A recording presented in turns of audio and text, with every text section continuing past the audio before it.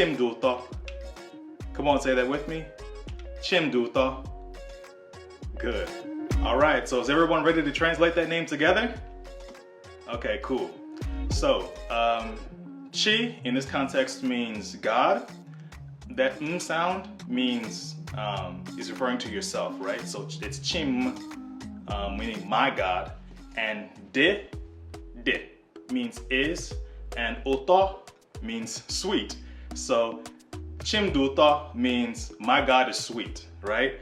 That's the literal translation of it, because Oto kind of, it means sweet, but it could also mean it's just like wonderful or just something that's pleasing to me, something that's amazing, something that's great, right? And so since she said that she likes to cook and bake and she wanted to open up a cheesecake business, I thought that would be the perfect name for her. Chimduto.